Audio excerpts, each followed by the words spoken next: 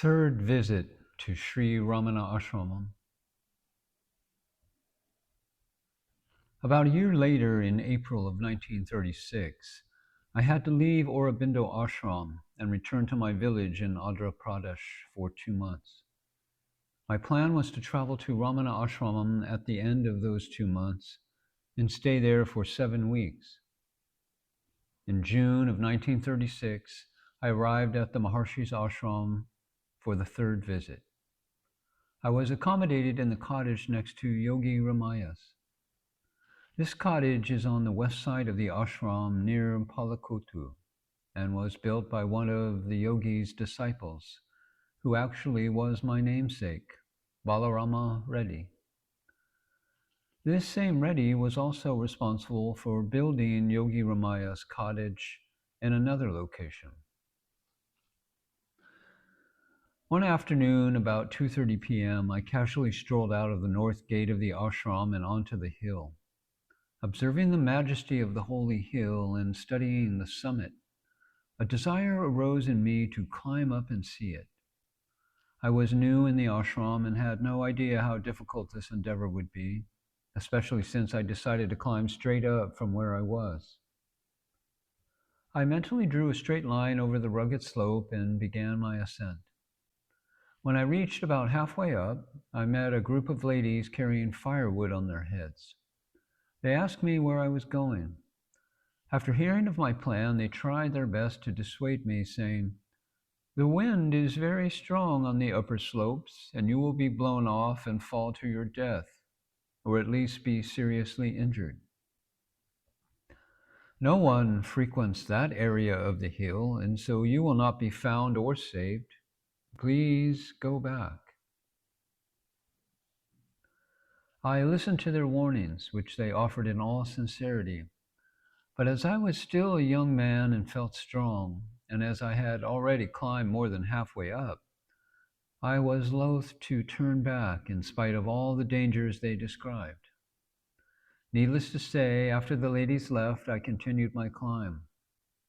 It wasn't too long before the slope became very steep, and while it slowed me down, this did not discourage me in any way. I came to one point where I had to pull myself up on a narrow ledge. Sitting on that ledge facing the plains, I realized that I was unable to stand without losing my balance. In other words, I could not continue my ascent from where I was. On one side of me, there was a dangerously steep precipice of more than 1,000 feet. On the other side, I saw an insurmountable vertical wall of rock. Then, to my great dismay, I realized that not only was I prevented from standing to ascend, I was so precariously positioned on this ledge that it was impossible for me to retrace my steps downward without tumbling head over heels to my death. And to top off all this distress, my sandals were now causing me to slip from the very ledge I was clinging to for life. I carefully removed the sandals and let them fall down the slope. Sitting with my knees close to my chest and my feet up against my buttocks, I pondered my ill fate. I soon lost all hope of coming out of this ordeal alive. Closing my eyes, I began to think of Sri Bhagavan and the mother of Aurobindo Ashram. For about 10 minutes, I sat in this sad condition. While my eyes were closed, my head involuntarily turned to my left side. I opened my eyes and saw a clump of vegetation firmly rooted between some rocks. I looked at it and thought that perhaps I could grab onto that vegetation and pull myself up to a standing position. I caught hold of the growth and, to my surprise, executed the feat without much difficulty. And when I did stand up, I was utterly amazed when I looked over this ledge and saw that I had reached the summit. Slowly, I pulled myself up onto the summit and immediately exhaled a thankful sigh of relief. I walked over to the peak, looked around, and soon began my descent down on what appeared to be a frequently used path. Without difficulty, I reached the main road and followed it back to the ashram, arriving there just as the evening meal was being served. Without saying anything to anybody about my exploits, I sat down with the others and ate. This event, which was known to me alone, served to deepen my faith in the intervention of the divine hand. I saw it as an unforgettable milestone in my life of faith and devotion. During this visit, I carefully observed how the ashram was managed and how guests were accommodated and served, and seriously thought about what it would be like to live in the ashram permanently. The presence of the Maharshi, with all his majestic dignity and grace, was a force I could no longer resist. The thought that I might later regret such a move carried little weight when I contemplated the accessibility and spiritual power of the Maharshi. I thought to myself that even if it turns out to be a great mistake, I must not miss this opportunity. I became convinced that my place was there with the Maharshi. I then decided to return to Aurobindo Ashram, wrap up my affairs, obtain the blessings of Mother and Aurobindo, and return to Ramana Ashram as soon as possible. Leaving Aurobindo Ashram. I had been with the Mother and Aurobindo for 5 years. During those years, they showered me with kindness and love while guiding me on the spiritual path. My gratitude and regard for them compelled me to obtain their permission and blessings before leaving. This turned out to be much more difficult than I imagined. In Aurobindo Ashram, it was the practice of the disciples who had doubts or questions to write them in the form of a letter to Sri Aurobindo. All the letters were daily collected and taken to Aurobindo, who would sit with the Mother during the nights and promptly answer them in writing. Sometimes we would see the lights burning all night as they were engaged in this work. Upon my return from Ramana Ashramam, I wrote a letter stating my desire to receive their blessings and permission to live at Ramana Ashramam. In the letter to Aurobindo, I wrote that since your yoga begins with self-realization, kindly permit me to go to Ramana Ashramam, where Ramana Maharshi emphasizes only self-realization, a state I have not attained or may not even be worthy of attaining. Aurobindo's reply was affectionate, but negative in regards to my leaving his ashram. He wrote, "Both self-realization and the supra-mental state can be simultaneously developed and achieved here. There is no need for you to go there." I was extremely disappointed at his response and consequently became frustrated, restless, and discouraged. I soon began to have sleepless nights and felt distraught. I then wrote a second letter to Aurobindo with the same request. Again, I was denied permission. It took a long 5 months and a third letter before Aurobindo and the Mother finally agreed, giving me their permission and blessings. Perhaps they realized I was determined to go and they saw no other recourse but to grant my request. In Aurobindo's final letter to me, he wrote, "Since you are determined to follow a path in which you can achieve only partial realization, we give you our blessings, though we believe it would be better if you stayed on here and pursued your sadhana, where both the Mother and I can help you." It was the rule in Aurobindo Ashram that any letter written to or received from Aurobindo should not leave the ashram premises. So to comply with this rule, I burnt all my letters except the final letter I received from Aurobindo. This I kept with the view of showing it to Bhagavan. And on January 5th, 1937, I finally arrived at Sri Ramana Ashramam for good. This happened to be the day after the Maharshi's 57th birthday was celebrated. As there was still a crowd gathered there for the festivities, I was accommodated with many others in the common guest room for men. Soon after, when nearly all the guests dispersed, I was given Yogi Ramaya's cottage to use. I then thought that I would use this cottage while the yogi was absent from the ashram, which was most of the time, and find other accommodations during his visits. This seemed to me to be a convenient arrangement. After all, I had now come to settle down there permanently with the Maharshi as my guru. But after only 1 month had passed, the ashram management informed me that though they didn't want me to leave Bhagavan's holy presence, it was not the practice of the ashram to accommodate devotees permanently. They respectfully requested me to find a place outside and gave me a 15-day extension to arrange it. During the early years, there were no houses anywhere near the ashram, as it was mostly jungle or forest. I eventually found an upstairs room in a Brahmin's house near the Arunachala temple in town. For my meals, I would sometimes cook small items in my room, sometimes obtain food from somewhere outside, and somehow manage without feeling inconvenienced.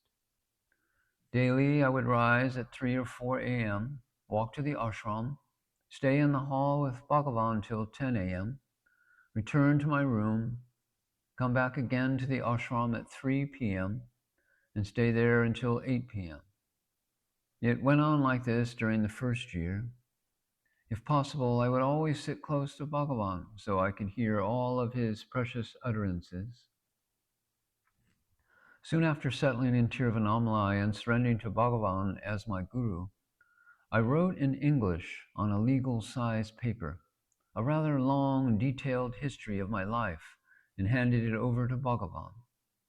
In that letter of several pages, I poured out my heart to Bhagavan, withholding nothing. He carefully read through all the pages and then returned them to me. For the first few months after my arrival, Bhagavan would frequently start up conversations with me.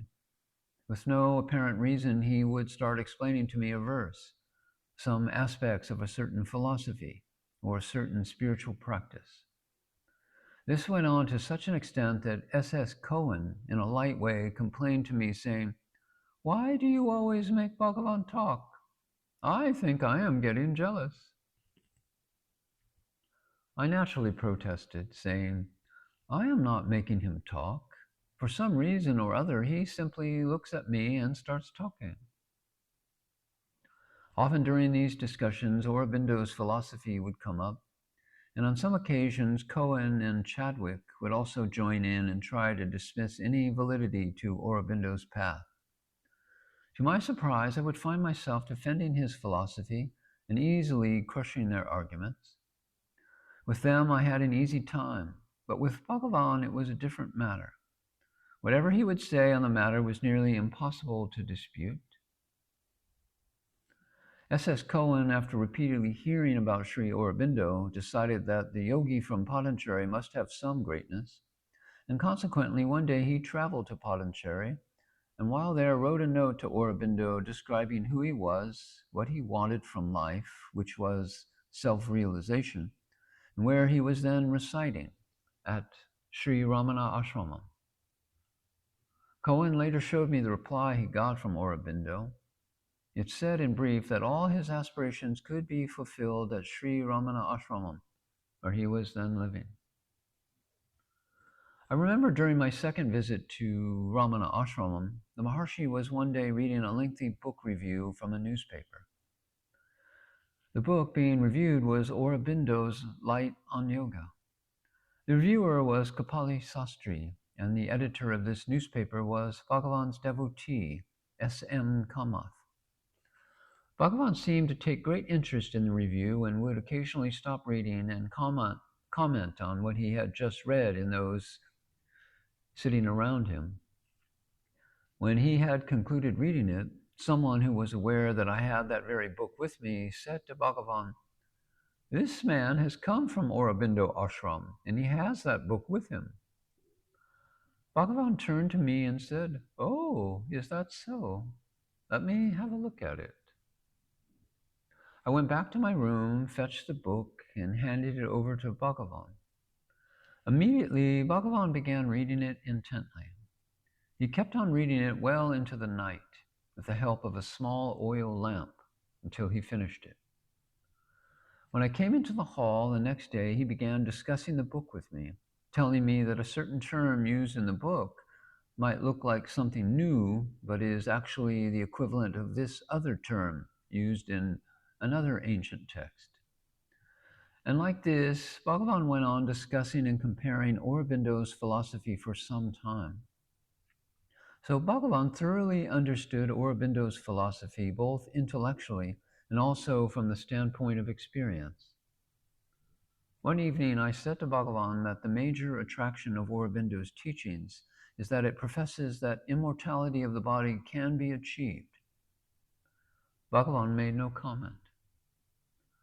The next day, as soon as I walked into the hall and sat down, Bhagavan looked at me and began saying, "In Kubakonam, there was one yogi, a C.V. Rao, who was proclaiming to all his doctrine of the immortality of the body.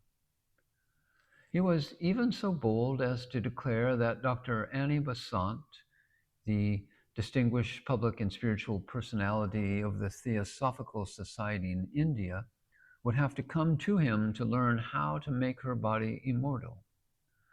But before he had a chance to meet Annie Besant, he died."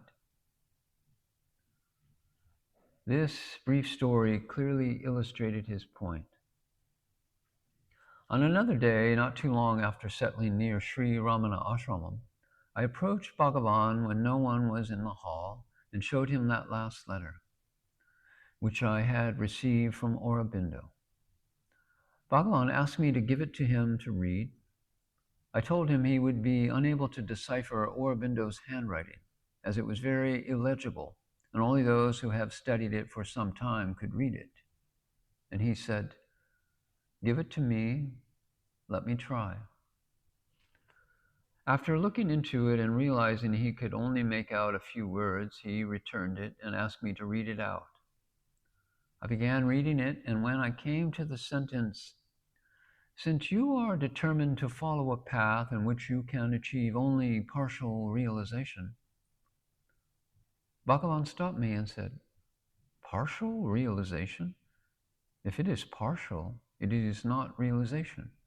And if it is realization, it is not partial." This was the final blow that silenced all my doubts. I then destroyed this letter, like all the rest. And because of all the discussions I had had with Bhagavan, I soon felt perfectly established in his teachings, having a clear understanding of where the Maharshi's path and Aurobindo's path diverged and went different ways. When all the clouds of doubts and distractions dispersed, so did our discussions. Bhagavan then knew that I understood and the foundation work had been done. The purpose of all our discussions were served, and so they stopped automatically.